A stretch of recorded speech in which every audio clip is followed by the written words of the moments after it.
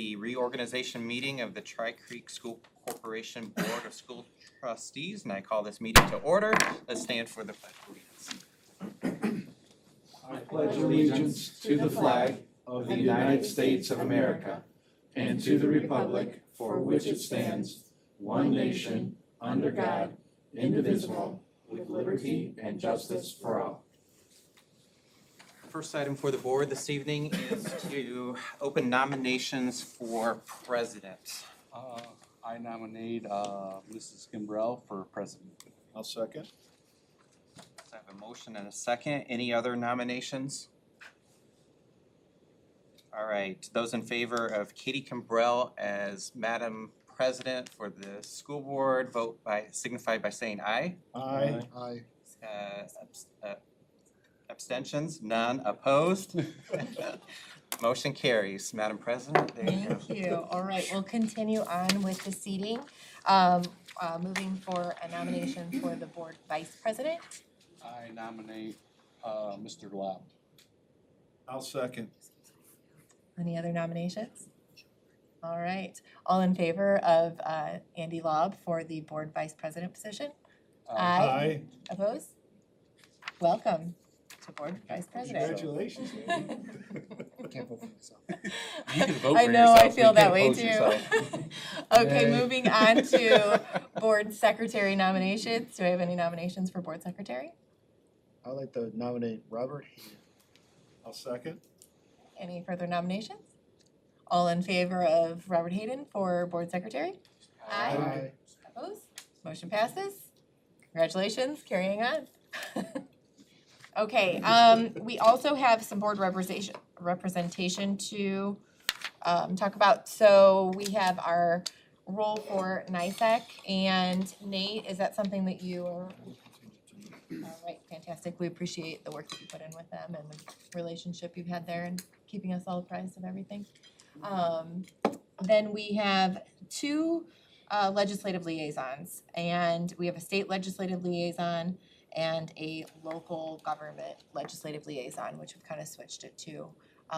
We've got a lot of stuff coming up in the county this year, and even in our town with it growing, so the need to kind of separate those two. We've got all the budget stuff going on at the state level that we want to be able to keep informed on as well.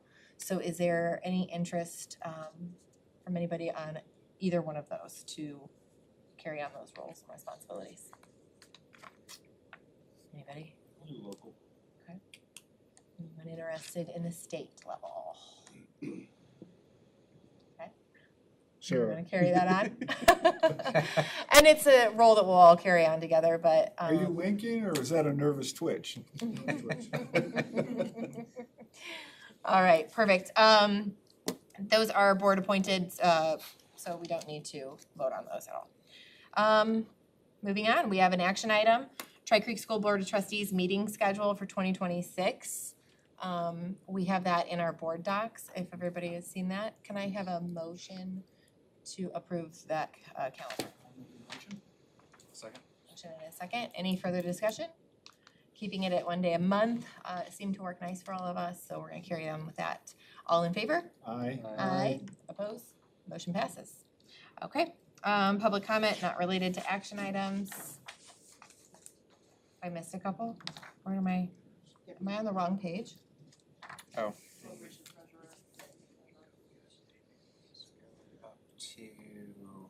That's a separate, we're gonna open a separate meeting for that. So it would be a part of the reorganization. Yeah? You need to appoint a treasurer who cannot be a member of the board, and then the deputy treasurer. Okay. Oh, that was separate from the Board of Finance meeting. Yeah, Okay, all right. easily confused. Because we'll do it again in the Board of Finance meeting Oh, my with papers are president mixed and up. secretary. Okay, so going back to reorganization, we need to nominate a corporation treasurer. And I nominate Dana to be our corporation treasurer. Can I have a second? Thank you. Any further nominations? All in favor of Dana as our corporation treasurer? Aye. Opposed? Motion passes. And for our deputy treasurer, Dana, we typically put that Kelly one. Mikesell. All right, so we nominate Kelly Mikesell. Do I have a second for I'll that? second that. Thank you. All in favor of Kelly Mikesell? Aye. Aye. Motion passes. Thank you guys for the reminders. We have to elect a school superintendent? No. Because Taken care of. I have a couple of nominations. All right. Are you interested? No. We are going to move into opening the Board of Finance meeting. So if you guys go to the next page for that.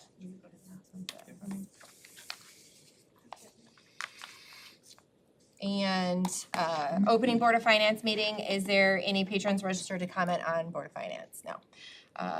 So we need to go to reorganization. The initial order of business is to organize the Board of Finance by approving nominations to the position of president and secretary. So can I have a nomination for the president position of Board of Finance? Typically that matches the board positions.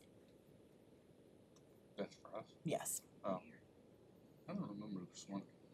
Yeah, it's always. Historically, the Tri-Creek School Board has just mirrored the Board of Finance officers as they did with the regular board. So then I nominate Katie for president. Thank you. Second? I'll second. No, motion and a second, and all in favor of me as president for the financial board? Aye. Opposed? Motion passes. And then we need to nominate a secretary. I nominate Bobby Hayden for the secretary. I'll second. Second, all in favor? Aye. Aye. Opposed? Motion passes. So myself and Bobby as president and secretary. And now we're gonna move into presentations. Dana, if you would like to go ahead and step into the presentation of investment report. Sure, I will take over here.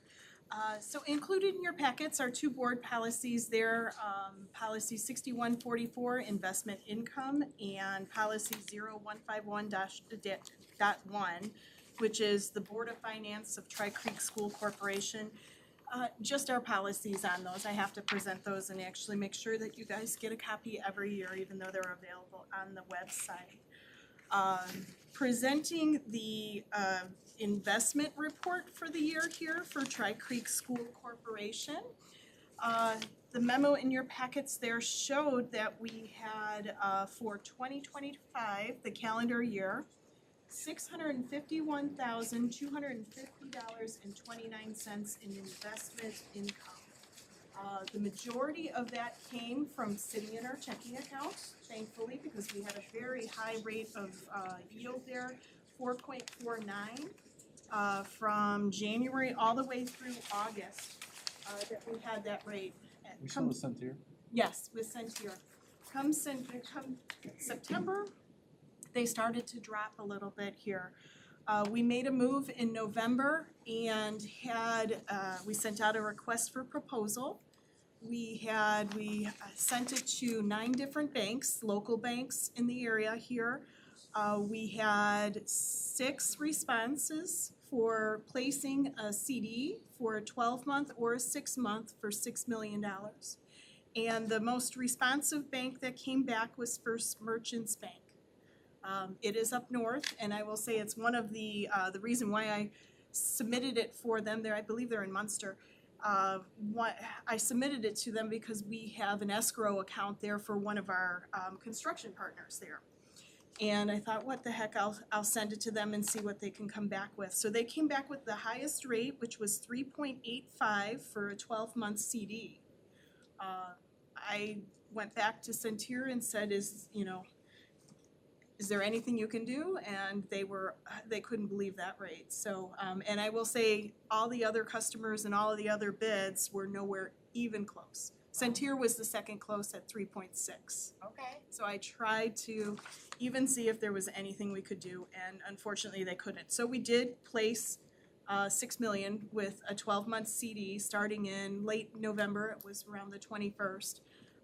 And we have our funds there now. So we're trying to secure some of those and keep that rate going, even though the interest rates are dropping. Current interest rate drop right now for Centure Bank is 3.76. So it was a good time to move. We moved right at the right time and we were able to secure that rate. So the average rate that we had for the year there was right around 4.49. And our low rate was 3.76, so there we go. Great. So that's the investment report. Comparing that to last year, again, it was $651,250.29. Calendar year 2024, we had $548,000 in interest. So it was a good year for interest. Good $100,000 more makes a difference in that budget, so that helped out. Unfortunately, we're not gonna be looking at that much going forward, so we have to plan accordingly for that, so. That's great. Thank you for shopping. Yes.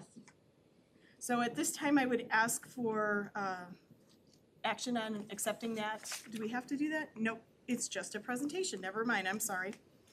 Okay, and if there's no questions, we can move right into the fiscal indicators. That sounds great.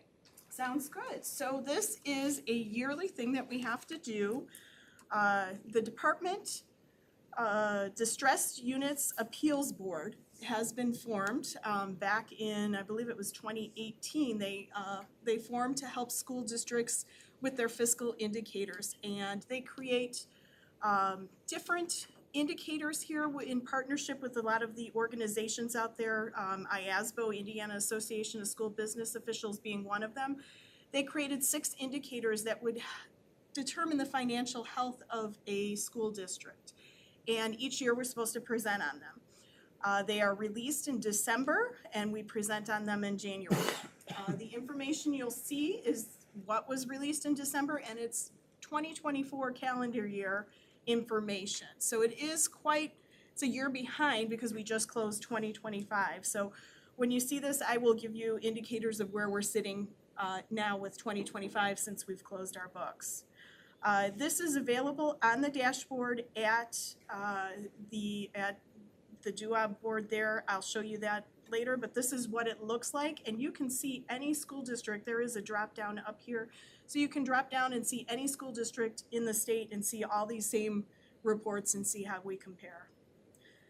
This is the cover sheet here that shows in 24-25 we had an ADM of 3256. Our net assessed value was 1.9 billion. We're now 2.1, and our estimated population at that time for our school district 22,424. So I have a number of different reports in here that kind of embellish what you see on here, but the required ones will always have a number up here. So I've got the six of them up there labeled.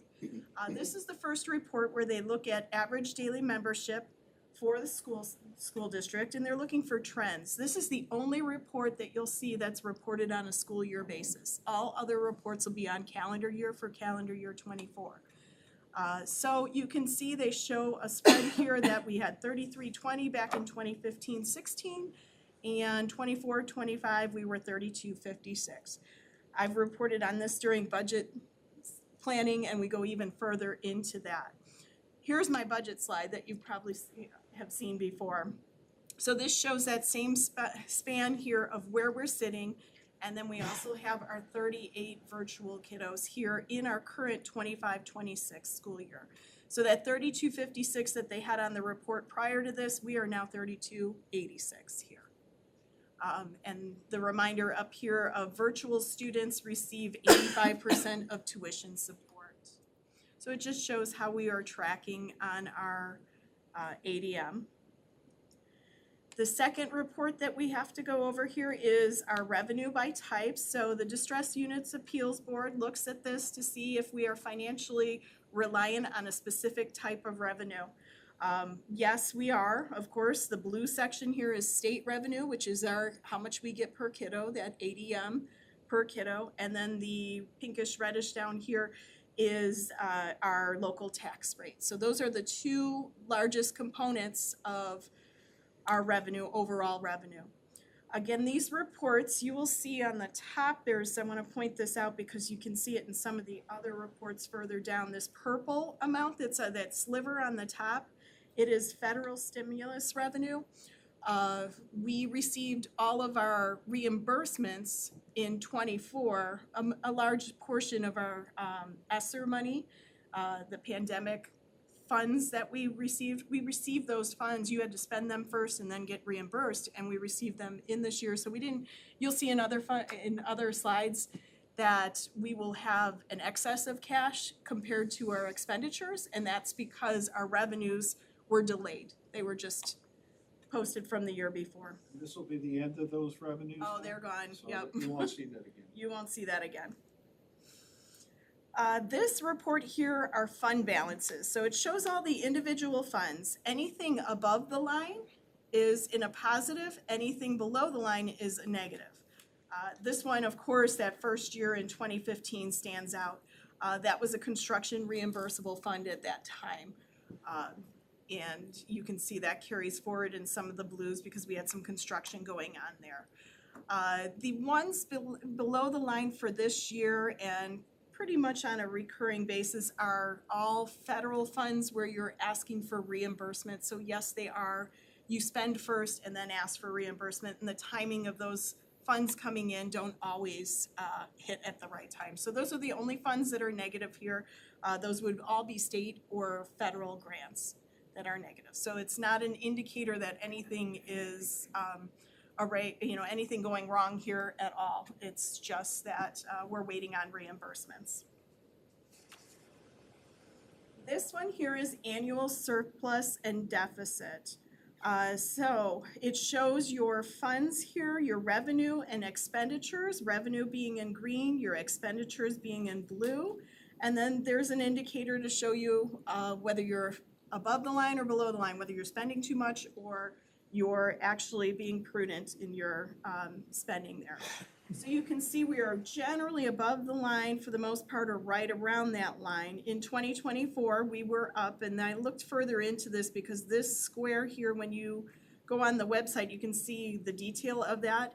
It's about $2 million to the plus. Well, we weren't $2 million higher in our cash balance that year. It was those federal stimulus funds coming in from a reimbursement from prior year expenditures. So overall, healthy, I guess, is the question here in these reports at this time with those revenues, with that level of revenues coming in. This one here will show you your cash balance. Across the center here, I actually put the cash balance of all funds. These funds being our rainy day, our operations fund, and our education fund, sorry, that used to be general fund before, but they changed it. So this is those three major funds that we look at to see. Those are our operating and operating funds here. So that's the combined cash balance for each one of those years. You can see the percentages because we look at percentages here. It's percentage of expenditures for that year. Prudent and expected to maintain a good credit rating and to maintain a healthy balance in a school district is 16% at a minimum.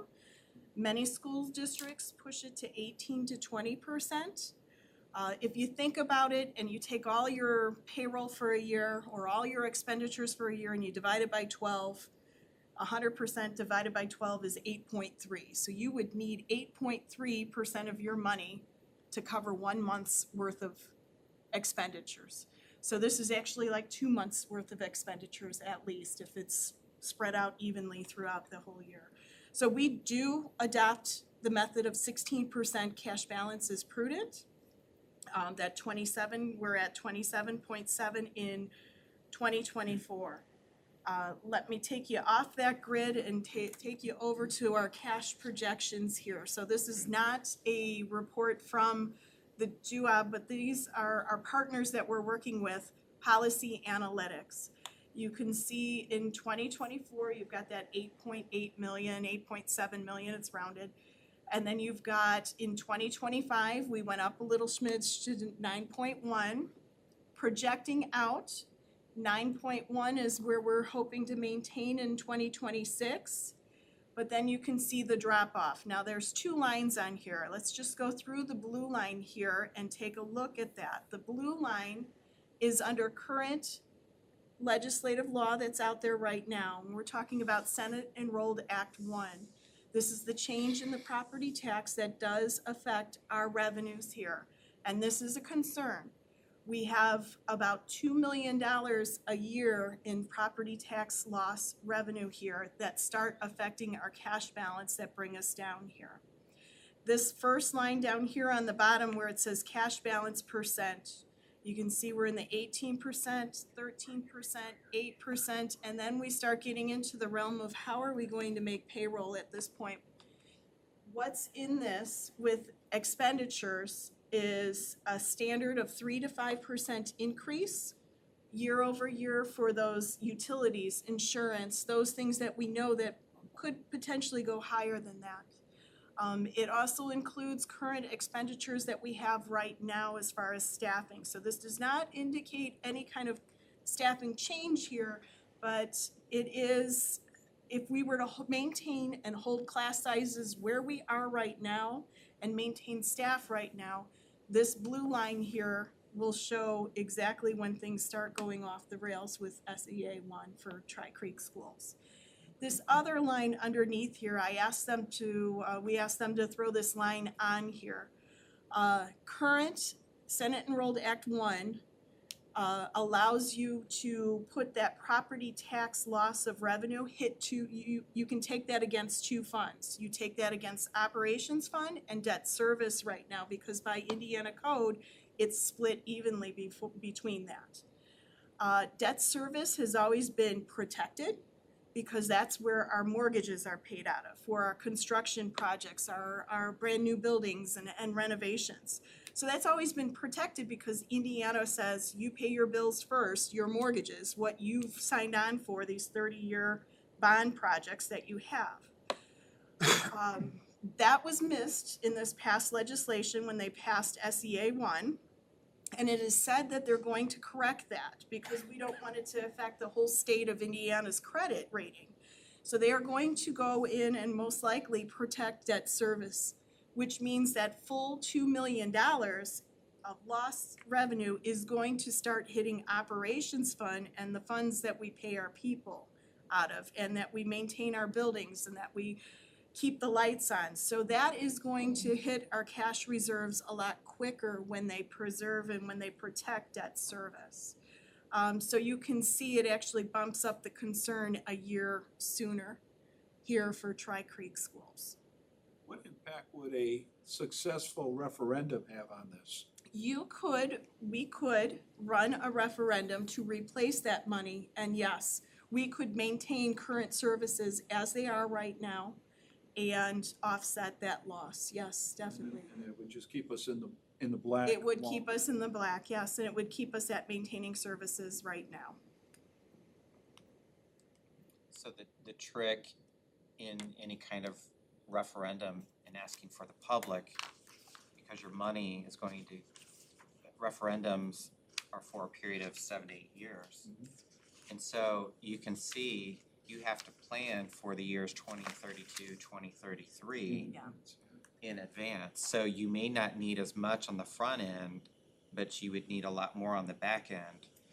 If you go to a referendum with the public, let's say in 26 of November, you would have to ask for then what you're going to need 7, 8 years out.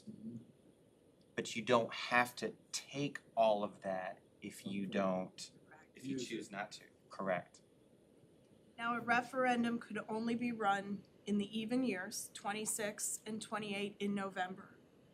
So you have to plan accordingly to when you need the money, because it's not run a referendum in November of 26 and then suddenly the next day you've got a paycheck. No, it goes through the tax collection process and there's a delay of about 18 months before you actually see the funds. So you do have to pre-plan this in order to make sure that you can still maintain services and payrolls and things like that when you're looking at cash flows like this.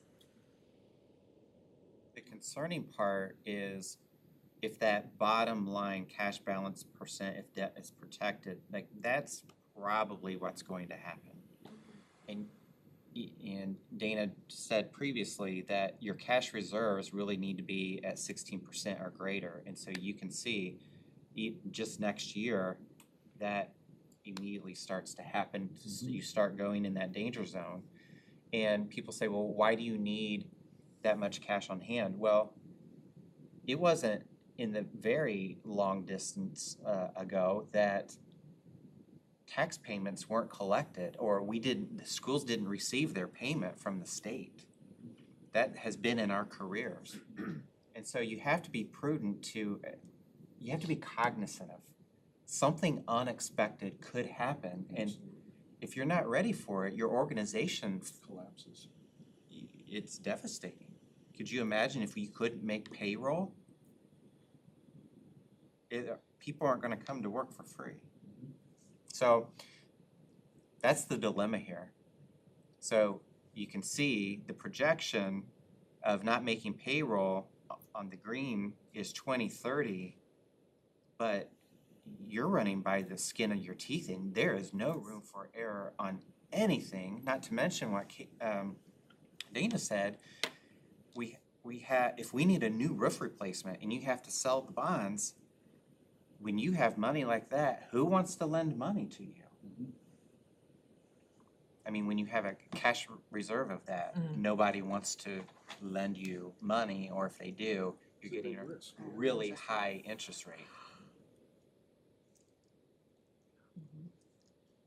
So, It's definitely something to be thinking about. definitely is.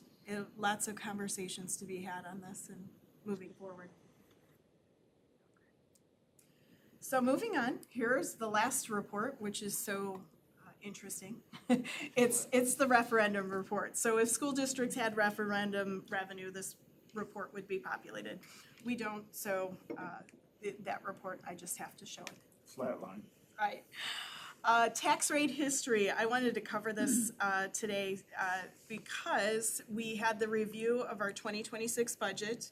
Everything came in line and we were able to maintain our tax rate of $1.55 for the 4th year in a row.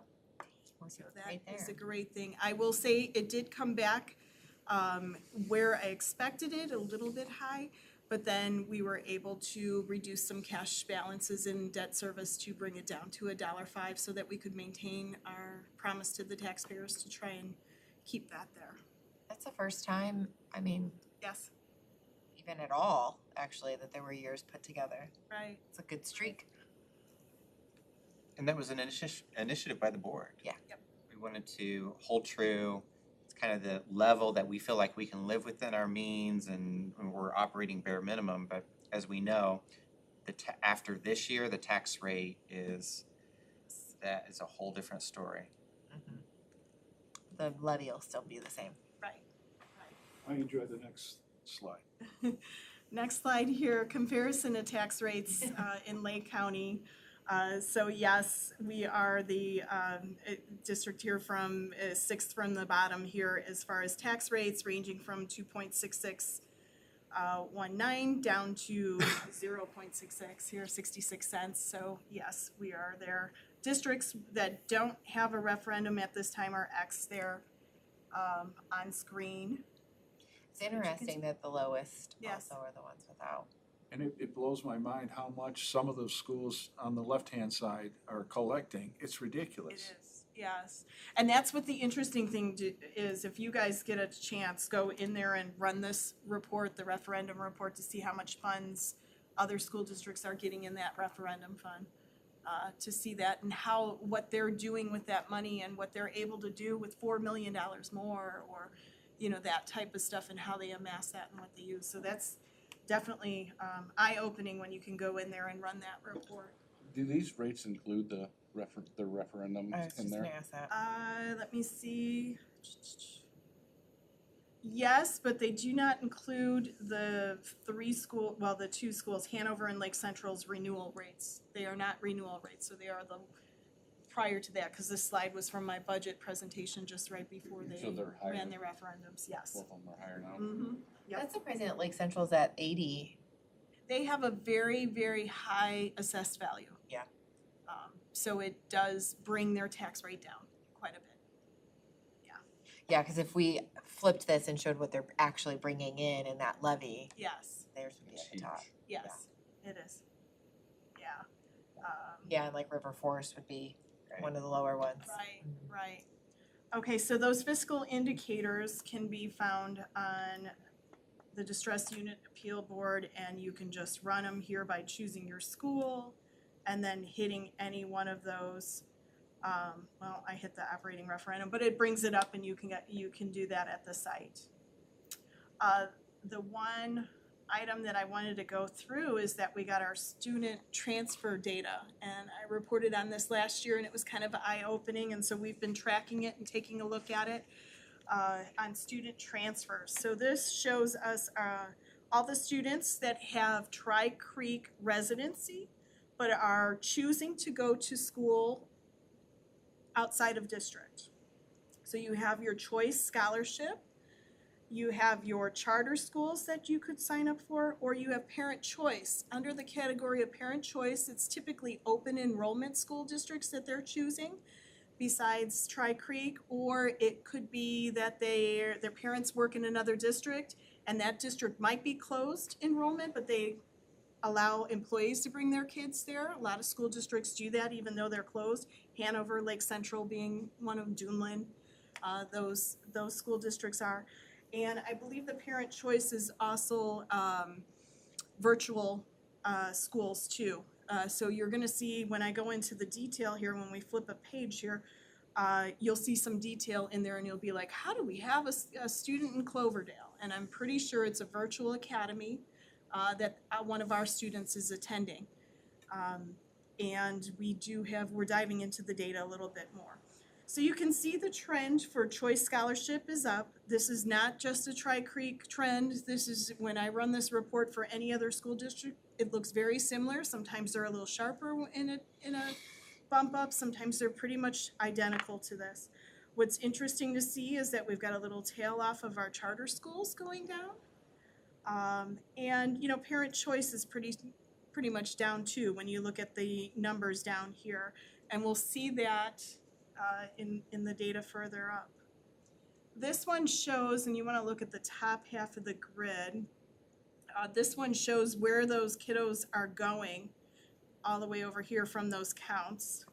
So this is charter schools right here, and these are the schools that you can see they're going. So Indiana Connections Academy, 7 through 12 right here, 15 students there. So that's a pretty high mark right there. So that's an online academy that they're going to. And the other schools. So 33 kiddos going to different charter schools here. Just a little asterisk. We're gonna try to find out who those kids are and see if they'd like to sign up for the RDP Virtual Academy. Yes, yes. So 33 kids, and you can see the trend on that one. We were in the 40s and we're down to 33. So our virtual academy did make a difference this year. You can see that in the numbers here. The next one is Choice Scholarship. It's Choice Scholarship, so they're all non-public schools that students are attending there. DeMott Christian High School, St. Mary's being a high one, and of course Crown Point Christian.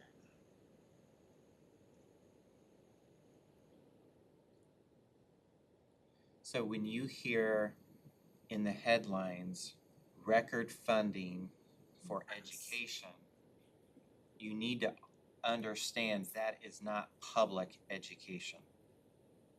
The money follows the child.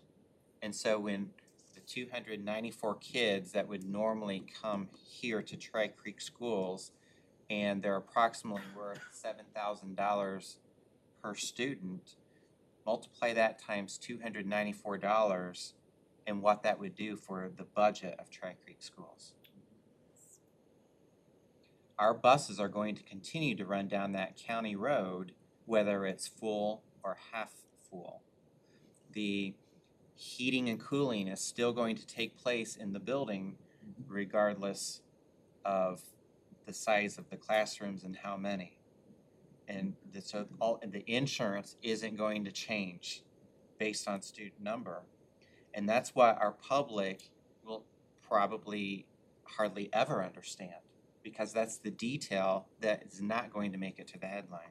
Does anybody have any idea what it costs at these schools after they get the scholarship? So if any of these kids that are at these private schools, what would it cost after the state gives them their money? Is there more that the parents paying out of pocket? Do we know? Approximately, Yeah. I'm familiar with one in particular, and it would be an additional $3,000 to $4,000 out of pocket.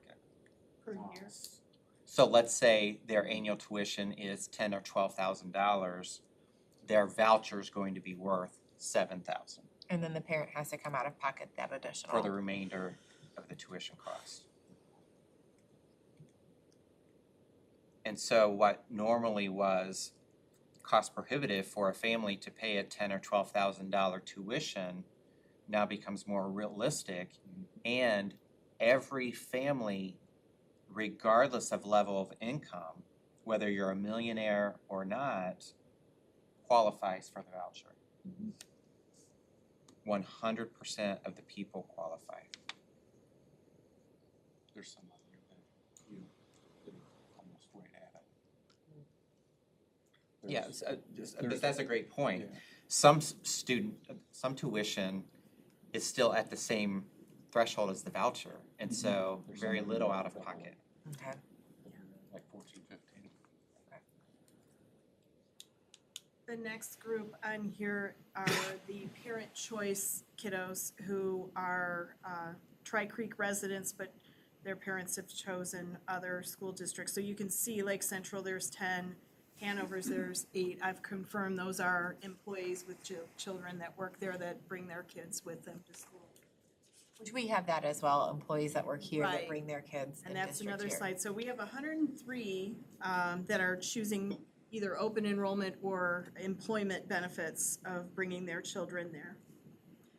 We did request an audit of That's- accuracy from the state It's down south. because I have a really difficult Yeah, like time understanding border of that Kentucky. 14 kids in Clarksville, which is right outside of Louisville, and the 12 from Cloverdale, even if they're virtual, those numbers just seem high for people who live here in Lowell, Indiana. This is where they claim their residency. Yes, So Yes. they're saying, that the residents Different here. homes. it could be. Yeah, it could Oh, be split that's- families. Yeah, Yeah. it could be. Yeah. The next chart here is our open enrollment report. So these are students that have residency outside of Tri-Creek but choose Tri-Creek here. And you can see we have 118, and you can see how it's grown throughout the years in our fall count. It's good to see it trending And upwards. this is counting for the virtual.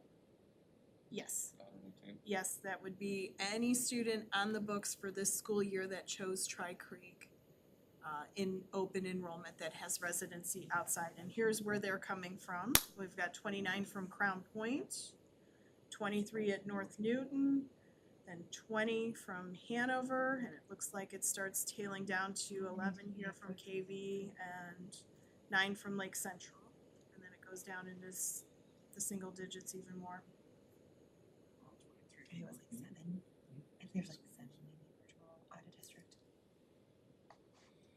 Again, a lot of virtual academies are opening up in other school districts around us too, so the competition for a virtual academy.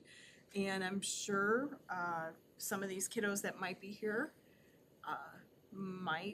they might be poaching them back, let's say, in those districts I would certainly try to get my kids back into our district here too, if, we knew. So we have been, so it is something to keep in mind. You have a count of like how many kids go to like a Christian school, like for the elementary age, but then come back to high school when they get into high school?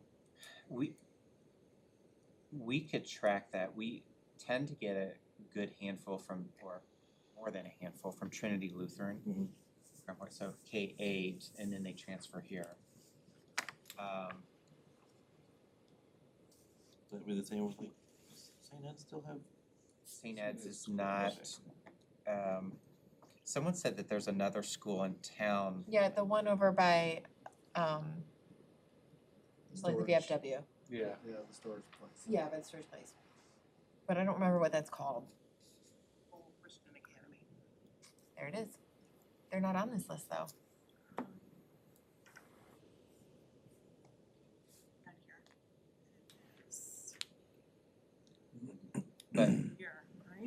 Bobby, to specifically answer, we don't have the exact number, Right. but high school plans on X number of kids typically that come.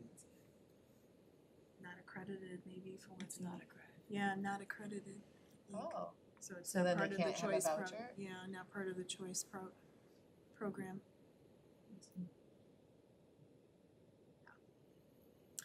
It's good to have this information in front of us. Yes. And we can work diligently to get some more kids here. Something we're looking at all the time. So that's, any other questions or anything?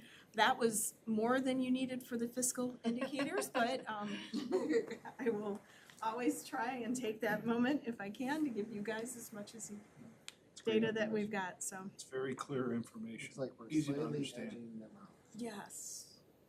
Yes. all right. School-wise. I have another report that I didn't bring tonight, but I will give it to the board. I do have the counts of what schools Crown Point Christian is pulling from, which is interesting since they're looking in our backyard. And it's just interesting to see where they're going to, it's probably, I think it's in the board packet. Mhm. I probably put it in there, so yes. Do we have You an can see. update on that? Is it moving forward? the Is it first one. gonna come to fruition? I did call the town. So they did present to the town, but right now it's really all about them, the Crown Point Christian acquiring the property. Oh, so it hasn't been sold yet, the site? I have no confirmation of that. Not easy to find out the information on that one. Yeah, Copeland Christian's like Gates is such a. We're obviously watching it. I called the town manager right before winter break. Basically right there on the south edge. Just to keep apprised of that, what's going on, I hope it doesn't. But to Dana's point, like the Crown Point Christian is located not in Crown Point, but actually in St. John, in the gates of St. John. And you can tell a lot of their kids are coming from Lake Central and Hanover, which is the neighborhood, Cause they're like right in a neighborhood. Yes. right? And so that's something to consider as they drop into our neighborhood potentially. All right, thank you, Dana. New business, accept the report of investments. Oh, here it is. There's our move to accept. Yes, I knew it was on there. It threw me off. Accept the report of investments as presented and continue the current policy of investment of funds to facilitate the goals and objectives of the School Board of Trustees, to protect the interests of the stakeholders of the Tri-Creek School Corporation, and provide the best service possible. So this goes back to what Dana presented earlier about our interest rates. So can I have a motion to accept the report of investments? I'll make a motion. I'll second. Motion and a second. Any further discussion? All in favor? Aye. Opposed? Motion passes. All right, public comment not related to action items. Nope, moving on. And we will now move into our regular scheduled board meeting that everybody is here and anxiously waiting for. You were here for my report. You get 3 minutes. All right, do we have additions or deletions to the agenda? None. Okay. Any patrons registered to comment? Nope. Guest reports? Yeah, first up, we've got Gibraltar Design here. Give us an update on the old pool infill and the weight room and fitness center. You got 3 minutes. Rules are rules. Thank you. Dr. Anderson, President, Thank you. members of the board, thank you. With me tonight is Daniel Burns. I don't know if some of you have met Daniel. Daniel's been with us from the very beginning, starting with the campus project, and he's gonna remain on the pool project. He helped with the high school, the middle school too. And he's gonna help us through the last phase of all the work in this bond project. It is really exciting to be here tonight to talk about the last major project of the bond. When we first started this, we just thought we were gonna do a pool infill, right? But as we've worked through each phase of the project, we've been together with Tri-Creek, Andy, Katie, and Nate on a weekly basis have gotten together, Dana and everybody, and we've been, as a group, been very diligent at how money is worked on these projects. We didn't spend all of it up front on the campus project. We didn't say, hey, we still got a pool to build. We didn't spend all the money on the pool because we knew that we still had the old pool project. And now we're ending up with enough money to do work we didn't plan on doing originally, and that was a new fitness center, a new weight room, improvements to the cheerleader, and as you're gonna see tonight, an unbelievable gymnastics center. So, and I think when we're all said and done, we'll be on budget, and right now, Skillman's been estimating it, and we're right where we need to be. So again, it's really exciting to present the last phase of the bond project. Okay, why don't you go ahead and look through. So tonight we'll talk about some updates on the plan. This is a final design presentation. We'll show you some interior renderings. We'll talk a little bit about the schedule and then some of the next steps as we move forward. Let's start with go to the next one. Let's go ahead and start with what we're doing on the lower level floor of the high school. And that would be infilling the old pool and turning it into a gymnastics area. The locker area is colored, but we're not improving the locker rooms, but we are putting new LED lighting, which is a completion of the LED lighting throughout the whole high school project. Some of the high school project we put off on hold for lighting it because we knew we were gonna do work in the old pool, we knew we were gonna do work in the weight area, we knew we were gonna do work in the fitness center, so we didn't do that lighting as part of that summer project because we knew we were gonna get into it now. So it will be completed with the high school project as we wrap up these. The gymnastics center, this is really showing you a layout, how it's gonna have on the floor, you're gonna have apparatuses in there, you're gonna have a large dance or exercise floor, so you're gonna have all the apparatuses that it takes to run a high school gymnastics program, as well as some club programs that are gonna start to use the space. We are filling the floor in. You can go ahead and go to the renderings. I'll talk through those. As you start to look at it, if you're sitting in the spectator area, you can see pictures of what the old pool looked like and what the new gymnastics center. So we'll fill in the floor with a concrete slab. We're gonna move the old, tile and all the stuff that you see there in the pool. We're gonna put a new floor in there. And then we're gonna finish off the interior of the wall. And you'll probably say, well, why did we do the interior of the wall? Why didn't we just leave it? Through the course of the design, we learned that the exterior wall was not insulated, okay? So you had a pool project there where it was running, and it's okay because humidity and everything, you can deal with that. But now we're creating an interior space like this. If we didn't insulate the wall, we would have to have a larger mechanical system. You'd pay more for that. Plus your yearly cost would, you would have to pay life cycle cost, and we figured out that the life cycle cost to pay for that wall would be like 5 years. So long term, the group decided, yeah, let's go ahead and insulate that wall. It's expensive, but it's in the project. You can see we added some windows to the exterior, and there'll be, like I said, all new lighting in there. You can see the existing ductwork is going to remain. Let's go to the next one. Here's a view if you're looking back at the spectator seating. This is just all paint on here, on the walls, back there. And then another view in the spectator seating. Now we're looking at the weight room. The weight room is expanded into your existing cardio room by removing the wall. So your weight room is twice the size it is now. Your cardio room is now going to be in the new fitness center, and I'll show you that in a second. You'll have weight machines, weight stations around the center of this turf area where the students and athletes will get to use that for all kinds of agility type exercises in that space. There'll also be a new rehab space and storage room that's part of the weight room expansion. Here's a view of what the new weight room is going to look like after you take the wall down. Then we go into the first floor where we're this is the upper gymnastics area. There's the cheerleading right off the wrestling, or I'm sorry, off the field house. That used to be your gymnastics space, and the area of the new fitness center. The fitness center used to be your old mechanical courtyard.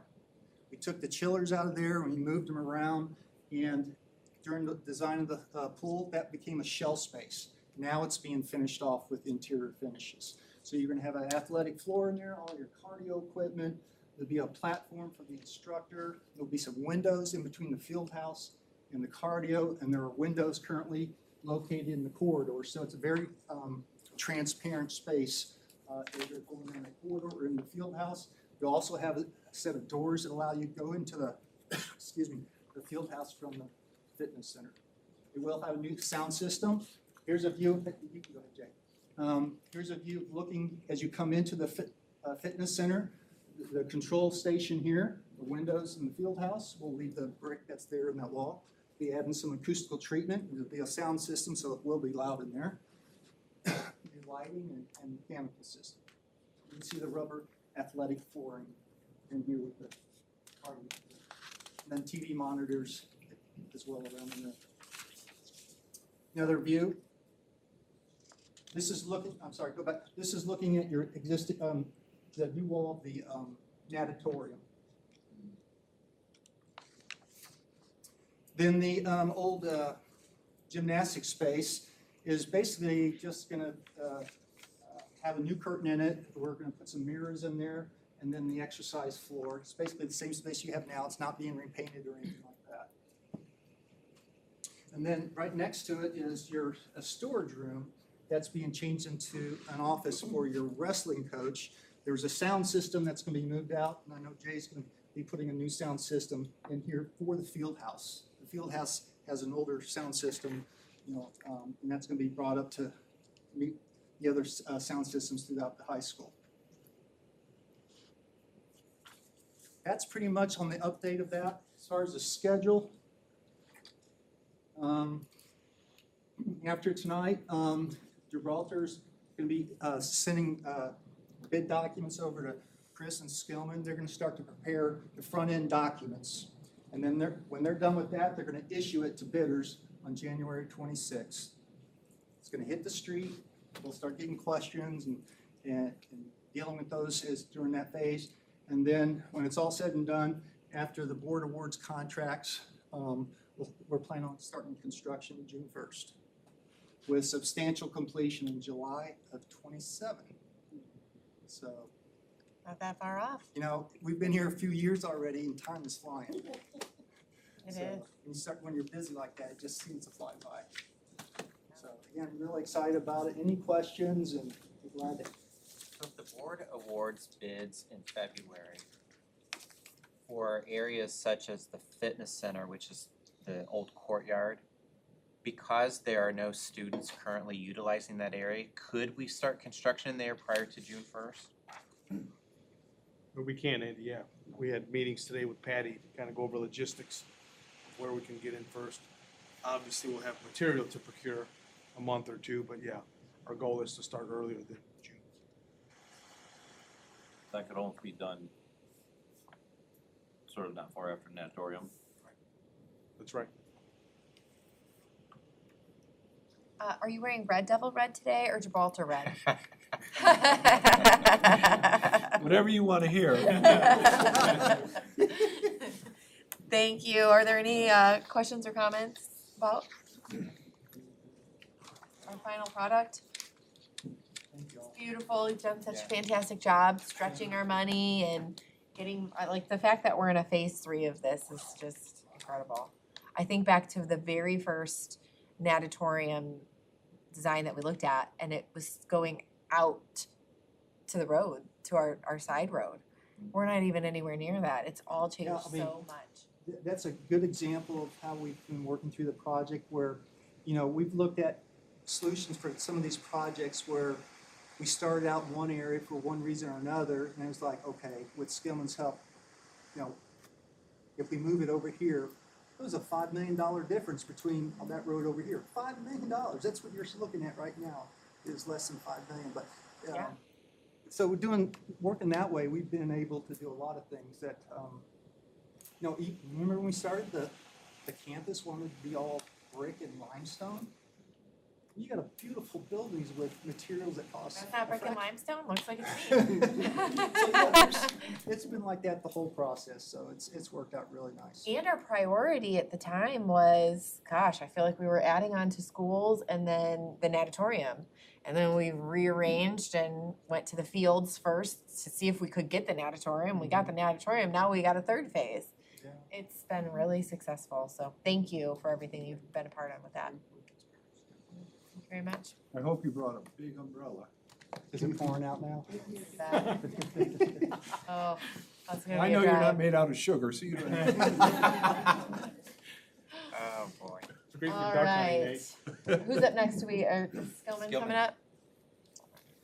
Thank you. You doing the talking today or is it Oh. Scott? I'm an easy street, I'm ready to retire. No, you're not even close. I am. Fun here. Way too good of a district to work. Thank you for letting us give you an update for the natatorium project and for the high school and intermediate school lighting project. So, and congratulations on all the new appointments, and hope you're all having a good start to your new year.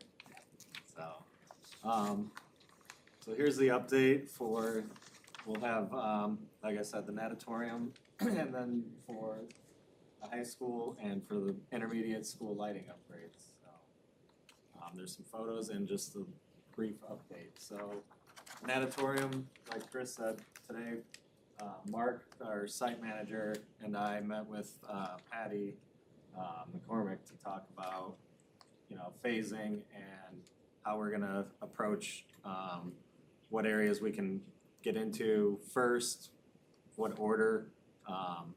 We had very beneficial discussion about it, so me and Mark and I and Chris will be putting together a schedule to go out with the bid documents and everything. So that was very good, and to piggyback on to that shelf space and getting started sooner, the goal would be to start sooner so that, because there's windows that get cut into the brick there, and we'd like to get that removed before we start putting finishes into the corridor there, so that it doesn't, we don't have to protect finishes and carpet and stuff like that. So that is the plan, is to start that that shelf space area that's connected to the natatorium. So the update for the natatorium, we're continuing with the mechanical, electrical, plumbing, and fire protection, rough-ins, and overhead. That's going well. And the interior concrete block walls, the entire interior walls will be completed by the end of this month. And that will allow for us to start getting those painted and stuff like that. The pool area, the roof is all watertight, which is good since it's raining today. And we actually just started painting the underside of that, so above the pool area. That's ongoing now, started pretty much this week. So once that's completed, the painting up there, we plan to start the actual excavations for the new pool, which that should be by the end of this month as well. And then we're continuing installing window frames and glass where it's ready. Continuing framing bulkheads. There's a major bulkhead that goes around the entire natatorium, pool area of the natatorium. That's ongoing. And finishing, well, we already finished the roof and insulation and everything. And then, like I said, with the interior block walls being completed, we'll start painting that stuff. And then you can see some of these photos. There's a pool lounge up on the upper level. There's a restroom right here and concessions.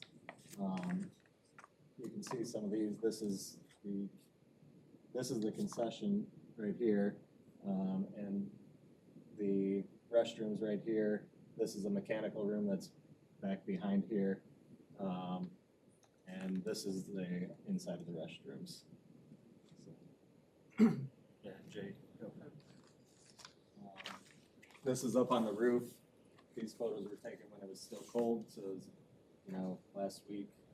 This is that shell space that will turn into the new weight room, our fitness center. And you can see along these walls right here is where the new windows will be cut in. And actually one of them's already cut in right here. And this is kind of the layout of it. And there'll be a door cut in right there. Mike just showed kind of saw all the renderings and everything, what it'll look like once it's completed with this upcoming project, so. That picture, that angle on that picture makes it look really large. Yeah, it not does that look big. stretched out. but- Yeah. It looks like a whole warehouse. Yeah. It's It does look not. big in there. Where do those double doors go to? That goes out, Field house toward the These? field house, right? Those are Yeah, into the mechanical. field house, yeah. and the rendering on the bottom right. I've got ones that are in the, Oh, my fault. These Mechanical ones? room. yeah, Or the new one. the ones in the picture. This goes toward, I think that's is it the cheerleader? It's a mechanical, there's a mechanical Yeah, mechanical space room there. right there, yeah. Yeah, it's right, there's the mechanical Mechanical and then room there's in like between there, yeah. existing gymnastics. We need to get you a skill net helmet. I mean, how long have we been scouring over these?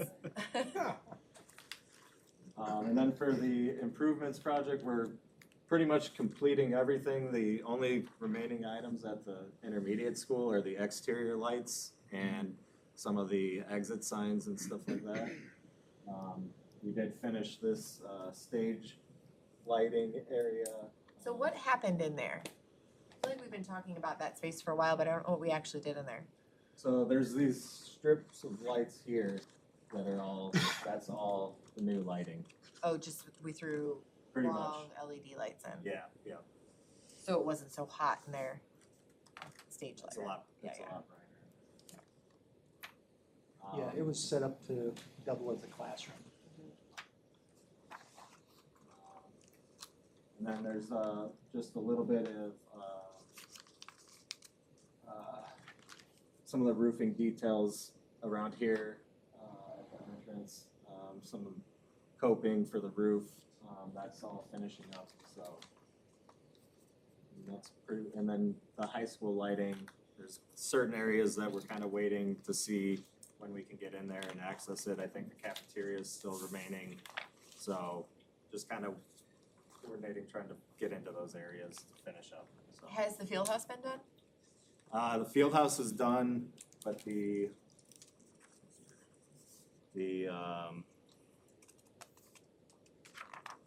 corridors and cafeterias, yeah, the field house is done, the auditorium's not complete yet. I know there's some decisions that need to be made, about some of that, lighting.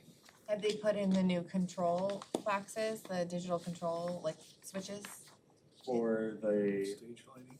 for the Well, field house? Yeah, I like the field house and the gym, we talked about new, I believe so. Controls. I'd have to double check that to make sure it is completed, but cause I know that I talk to coaches every now and then and there's a new light switch that, those little key ones are terrible.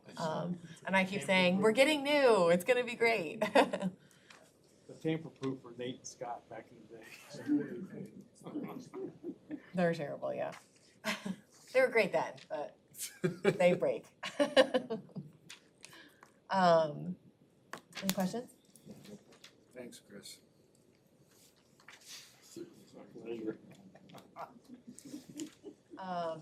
Well, thank you very much. It's exciting to see the progress and glad we've got roofs with all this rain coming in. yep.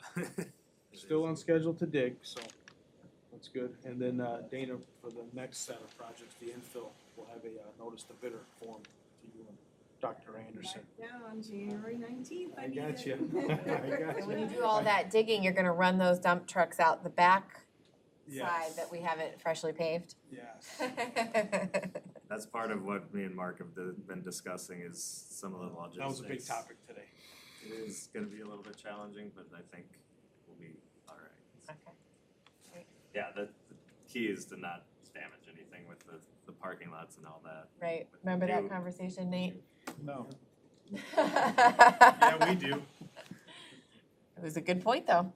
All right, thank you. Thank you. Thanks, Scott. All right, any more guests? That's all. Okay. Curriculum, instruction, and assessment. Tammy, you got anything for us today? Safe trip back. I have some updates of what's been going on. I'll start off with, I've posted up here how we're progressing on our checkpoints. We are entering into checkpoint 2 for grades 3 through 8 on iLearn. We don't have all checkpoint 2 finished yet, but I wanted to share with you how we're progressing. We talked a little bit in November about all the initiatives that we've put into place especially in grades 7 and 8 with mathematics, and we've been seeing some return on that investment, and that's been continuing. That's you take a- massive. If you take a look, right, at the graphic that I have shown you here for grades 3 to 8, if you take a look towards the right side, you see grade 7, you see grade 8. I give you two views. One is from last year to this year, and then the same cohort within year. So you can see the black and the gray are last year's fall and winter, or the checkpoint 1 and checkpoint 2. And then the peachish color and then the red color are this year's checkpoint 1 and checkpoint 2. What I think is interesting to show is if we take a look starting with grade 7 mathematics, we can see that the first checkpoint they took last fall, and it was the first time for checkpoints, so we give some grace that they were figuring things out. We were trying to reorganize where we taught which standards at what point during the year. Those scores were pretty low for grade 7.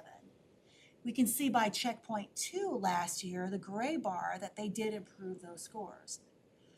But putting in several of the initiatives that we've put in, we've worked with consultants, we've worked with Solution Tree as a consultant, a lady named Gwen Zimmerman, who's helped us with realigning our curriculum and making our curriculum more rigorous. We've worked with Annie Forrest, and we're kind of jumping into that, which I'll talk about in a minute a little bit more. We're doing some instructional coaching, so we're working on instruction and curriculum. And then we've also been working with another consultant, and her name is Carrie Rosebrock, and she's been helping us with the PLC process, which is about data analysis and also about assessment. So we've been really hitting hard with 7th and 8th grade mathematics, 5, 6, 7, 8 mathematics, and I think we're seeing some return. What's really cool is at grade 7, we were excited on checkpoint 1 that what their score was.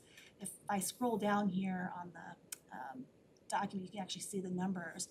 Checkpoint 1 in grade 7, we jumped to 55% of our students, and we beat other schools that we don't normally beat as far as scores go, so our teachers were really excited. They topped that by going even further with that, was 61%. And I congratulate the team, of course, and they're like, you haven't seen anything yet, just wait. So they're so that 7th grade team's been doing fantastic work.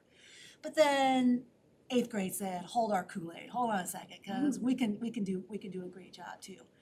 8th grade, if you take a look at on their first checkpoint, 8th grade was at 35%, which was about where they were, not too much different than where they were better than last year's, but where the state average was. But then we really did work some more on the PLC process and with the alignment of the curriculum. And we saw them jump to 57% for 8th grade, which, of course, again, congratulating the team for doing a really good job. So 7th and 8th grade, the trajectory, we're seeing very positive gains. 5th and 6th grade, we're still waiting to see. They have not taken the second checkpoint yet. They've had really good marks so far. As you can tell from checkpoint 1, they've increased from checkpoint 1 last year.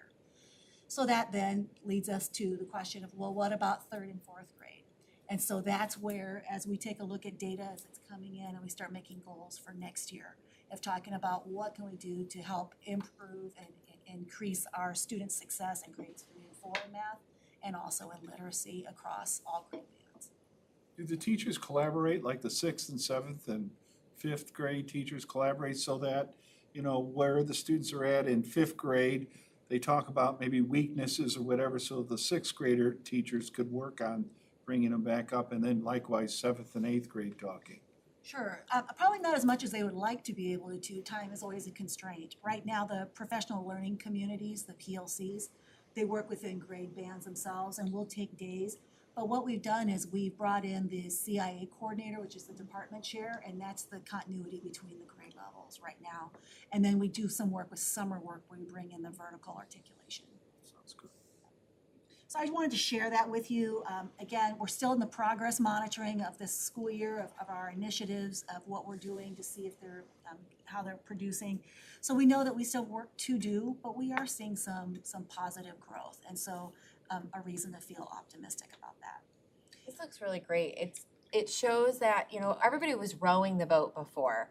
This shows that now with the work that you've done with leadership and within the leadership within the teaching grade levels, now everybody is with NPLCs and curriculum mapping. Everybody is rowing in unison. And Yes.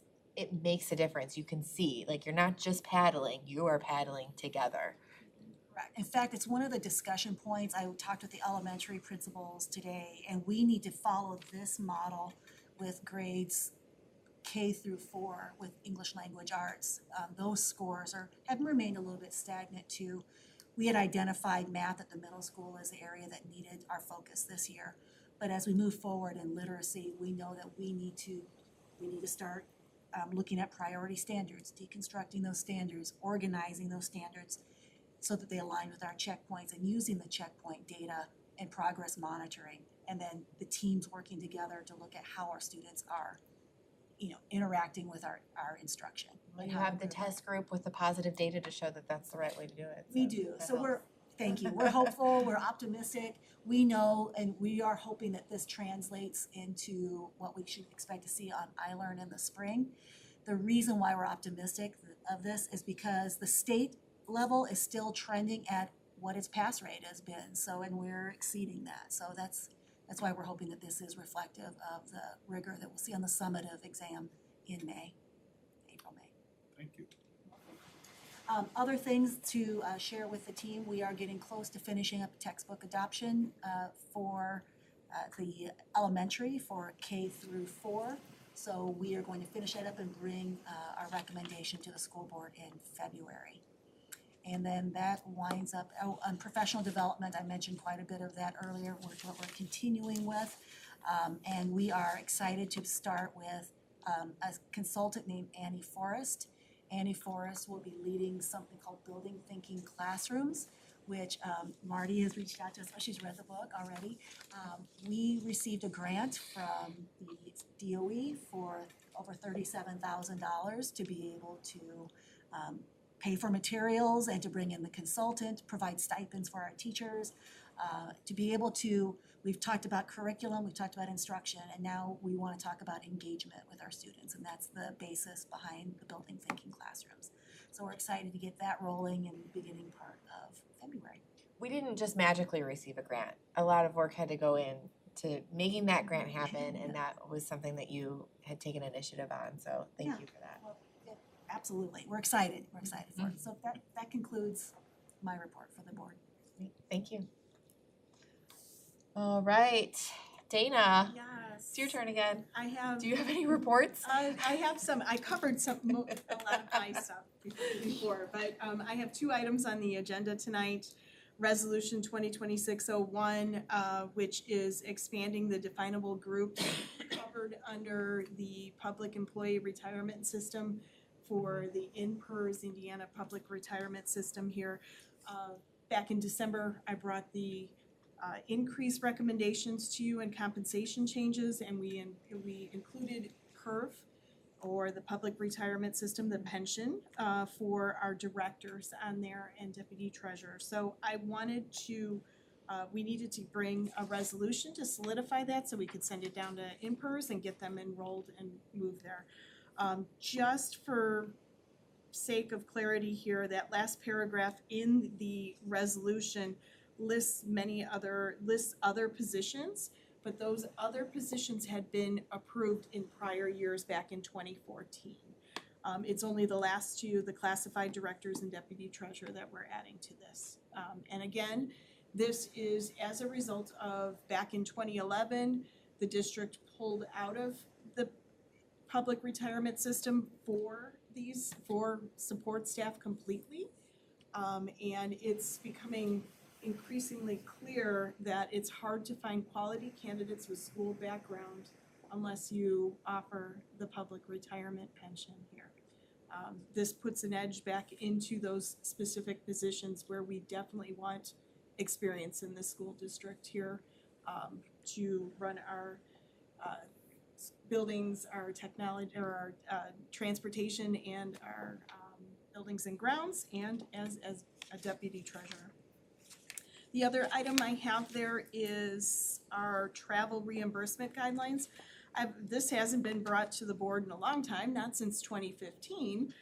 So we revamped it, cleaned it up, and the main reason for bringing this to the board, because a lot of this is procedural and in-house type of things of how to turn in your information when you've had some school-sponsored travel reimbursement approved, is the meal reimbursement guidelines, those costs down here. For breakfast, $16 reimbursable, lunch, $19, and dinner, $28. They are what we've been practicing through the GSA. I just wanted to bring it to the board for approval for State Board of Accounts purposes.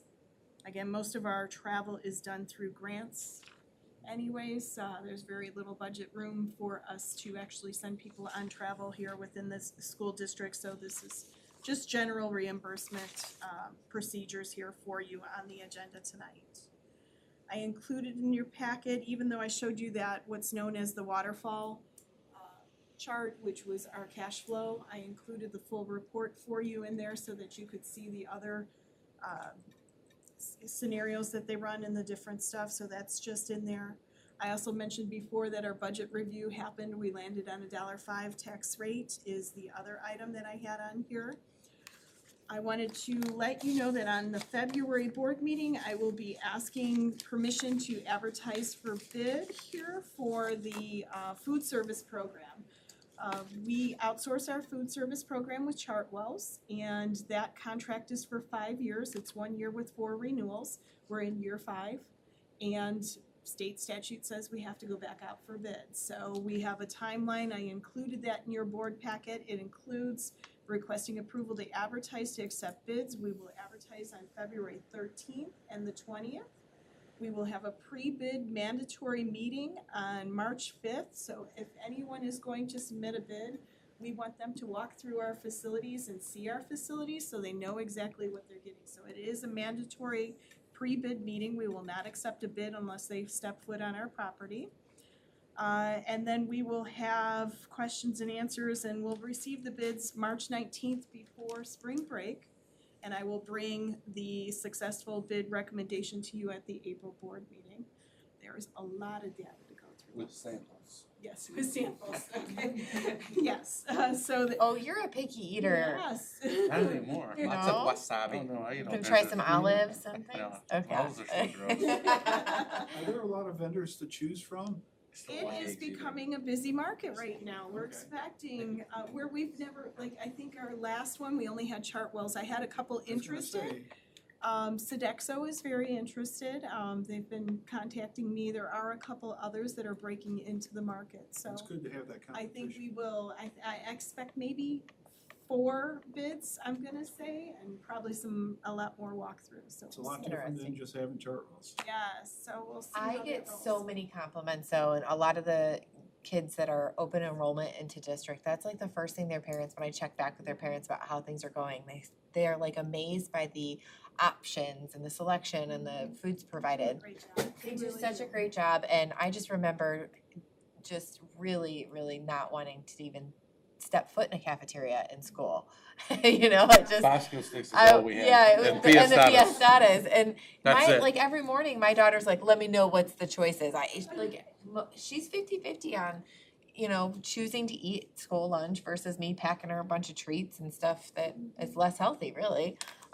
So I think they're doing a great job. I hope that They we're are able to wonderful keep to them. work with, and the rubric we'll use to evaluate bids will take into account that community partnership and the things that we've grown to love in our cafeterias right now too, the education component that they provide Yep. with their, so. And the initiative even this summer with the meals program, and they've done a great job for us, so. Yes.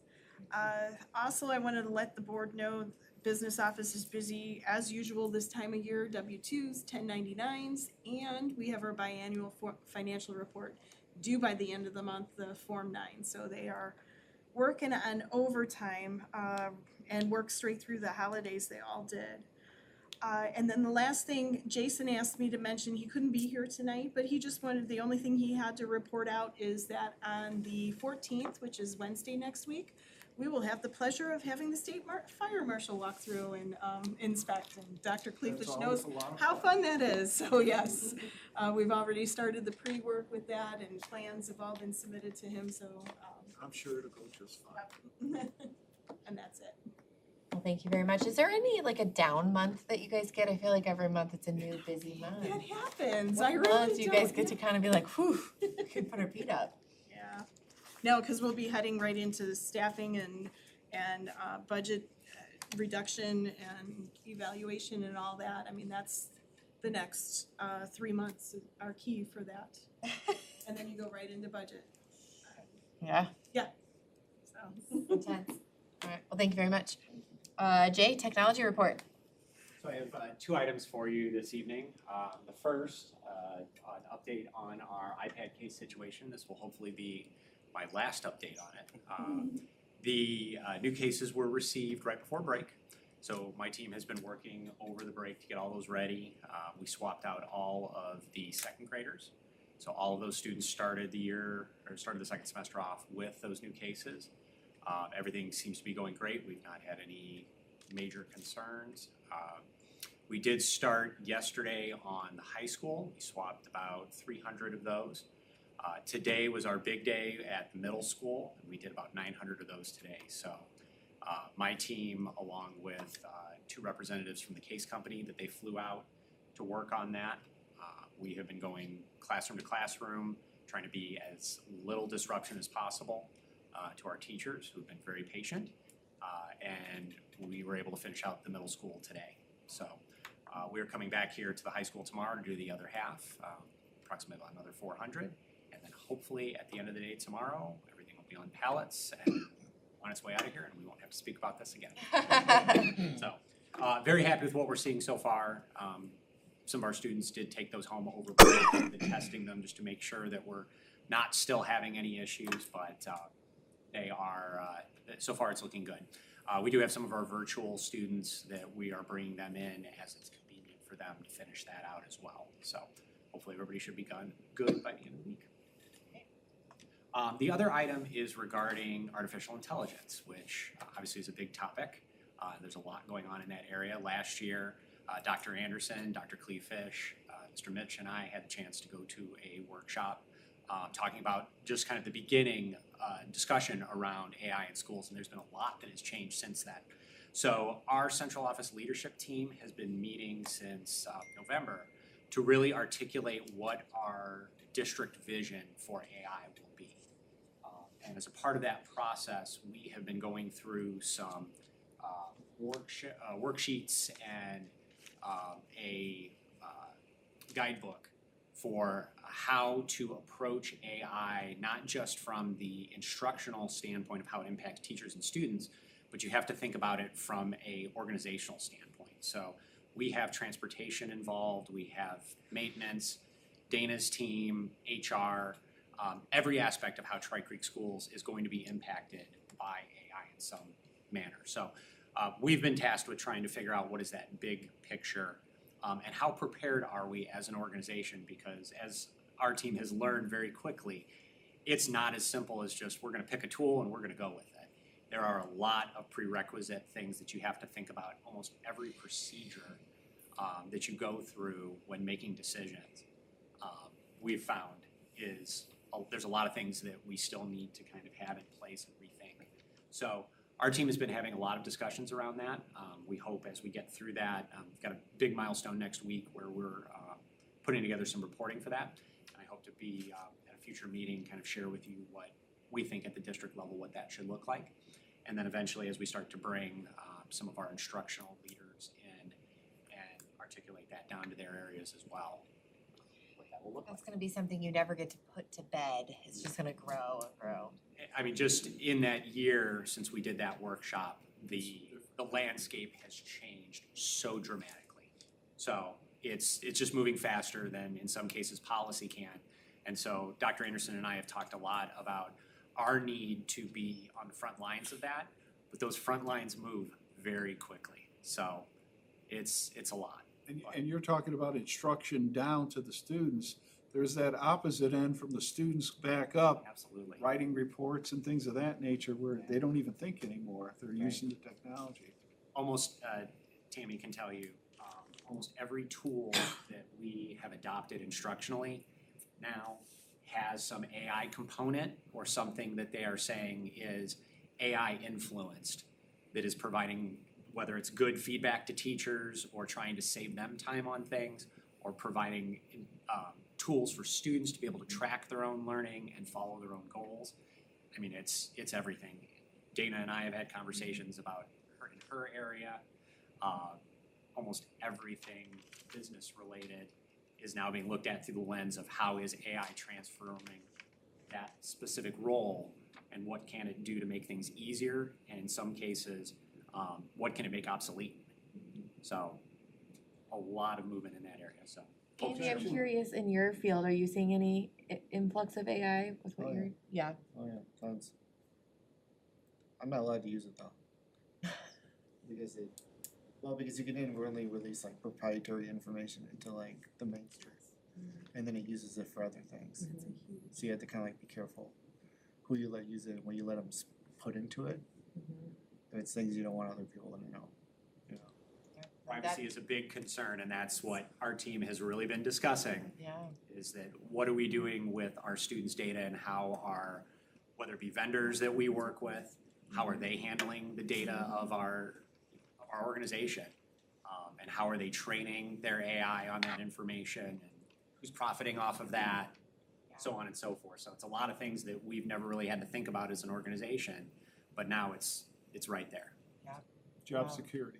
There's a lot of privacy things involved with students, you know, that you don't want to start just releasing into the ether, you know. Because it uses that to build its model. There's a lot of branches you have to go out on for this.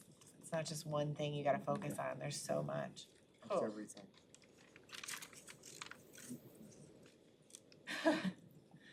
All right, well, thank you very much. Thank you. All right, Dr. Anderson. I wanted to take a moment to acknowledge appreciation to the five of you. January is School Board Appreciation Month, and so I wanted to just say thank you for what you do. I truly believe that the general public as a whole does not understand the behind-the-scenes time and the study and the understanding and the responsibility of being the executive team of our school district. And so just wanted to give you all acknowledgement and appreciation.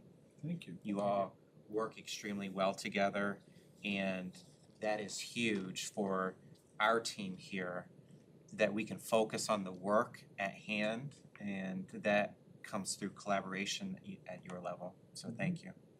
Thank you. Second item, I want to give a shout out to Marty, who's in our audience today. She spearheaded the original launch of a book study with the Anxious Generation, and then she did a second round, and that was successful, but her objective was to tap somebody else to now pay it forward, and she was successful in doing that. And so there's another book study coming up on the Anxious Generation. That the hypocrisy on this, though, is it's going to be done virtually. But it will be in the evening, so it will hopefully draw more people, different people, but yes, it's ironic. Who's Yeah. leading it? That's great. Amy Duquesne? Yes, Amy Duquesne, Okay. Is she a parent or? She is a parent. new to the school district. Okay, She took the discussion last semester. wonderful. Good Yes. recruiting. Very enthusiastic, very expert at virtual, so she brings an expertise that I do not have. As you know, volunteer work is, for people to come forward and volunteer like Marty has, this particular parent, her business is done online via Zoom. And so this was her comfort zone and a way time-wise to make it convenient not only for her, but also maybe to some other parents who don't have the time to get in a car and come over. So there's just a little bit of humor in that.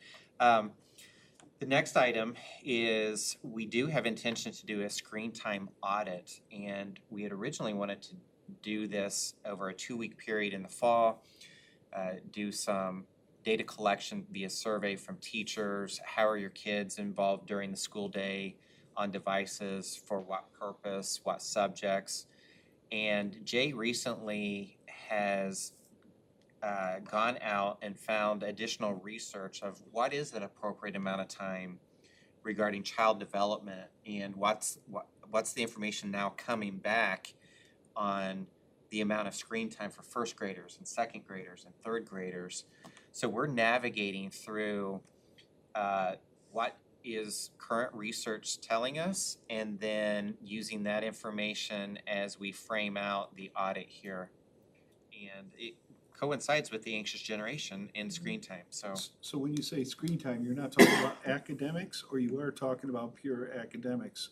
Or are you talking about social or combined? So any time from the time a kid walks in the door for the school day until they leave. Okay, so academics primarily. Yeah, at school. Yes, yes. And so anyway, we're in the process of that.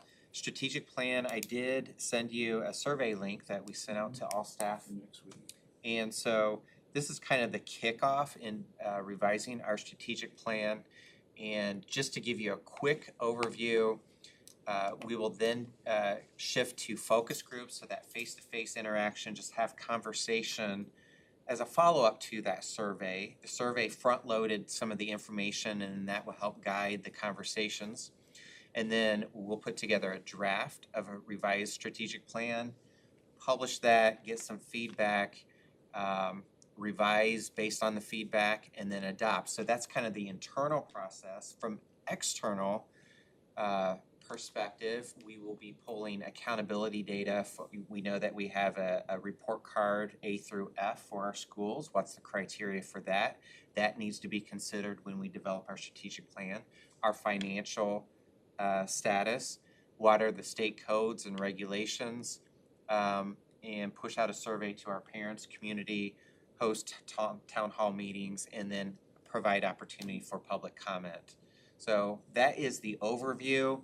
Timeline, we're just going to take it a step at a time, not rush it, but hopefully by March, April, we can start to wrap that up and move forward. Wanted to give you an update regarding the latest from the teacher negotiations last fall. If you recall, there were 5 opportunities for a teacher buyout as an incentive to retire from the district. The deadline is January 31st. To date, we have 0 takers on that. Working in Tri-Creek schools is just so spectacular. No one's ready to retire yet, but we are putting efforts in place to make sure that the people who qualify fully understand the what the benefits could be of that, answer any questions, and address any concerns. I think they're just holding out. I don't know. So we put that in place in good faith, and so we need for it to happen, and we're going to do everything we can to get some people to take advantage. Hopefully they were talking about it over Christmas break with their families, so.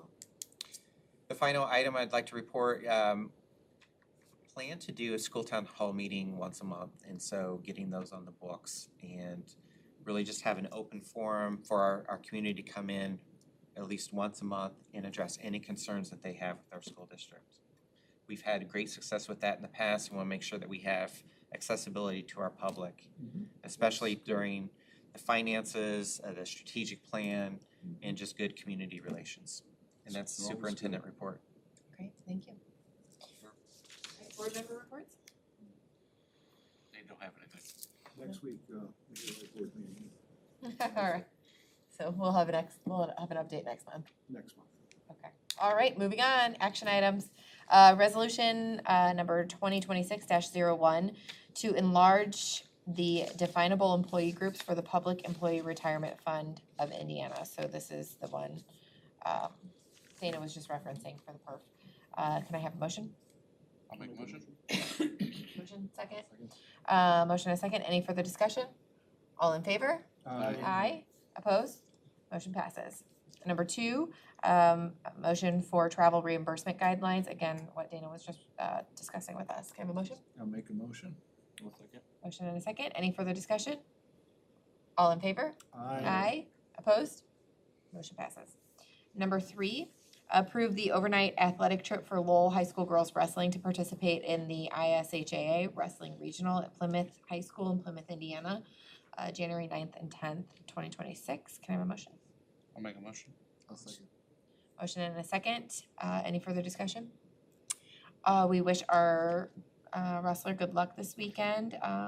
And actually, the whole wrestling team is heading to different state level tournaments. The boys are going to team state, and we have Alexia Utley representing the girls at regionals, and hopefully if she wins there, she makes it to state. All right, all in favor? Aye. Aye. Opposed? Motion passes. Number 4, annual uniform conflict of interest disclosure statement from Dana Bogathy, Executive Director of Business Operations. Motion. Make a motion. One second. A second, any further discussion? All in favor? Aye. Aye. Opposed? Motion passes.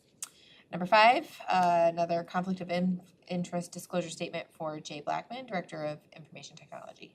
I'll make a motion. I'll second. Motion and a second, any further discussion? All in favor? Aye. Opposed?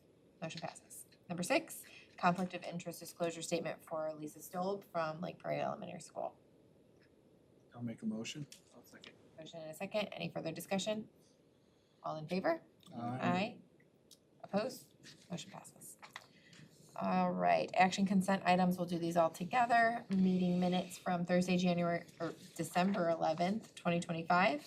Payroll and claims and personnel report. Can I have a motion to approve all 3? I'll make a motion. I'll second. Motion and a second, any further discussion? All in favor? Aye. Opposed? Motion passes. I do real quick want to note, we have a retiree on our report who has been with the school for 47 years.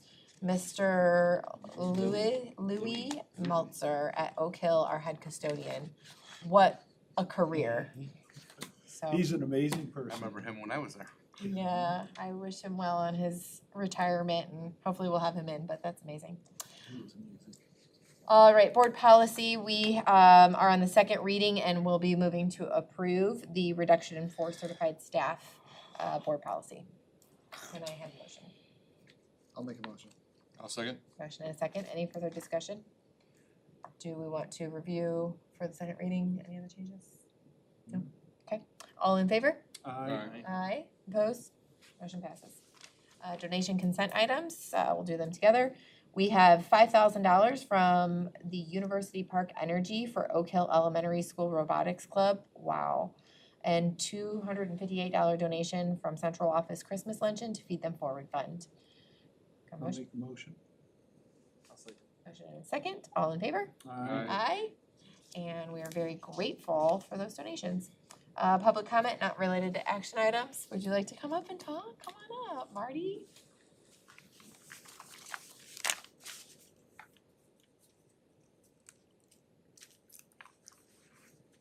When I left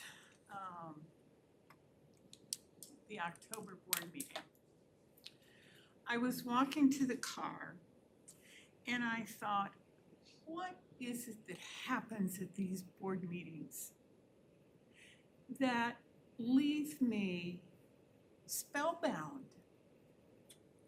It is more than being inspired by each one of you and all of those people that I don't see, that are not here, each in your own area of expertise. It's more than inspiration. It's more than absolute marveling at how complex it is to run a school district.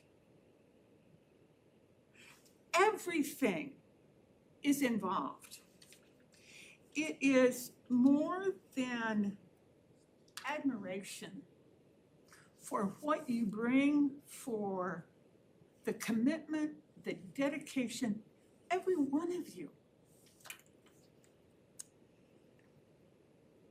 And as I was listening today,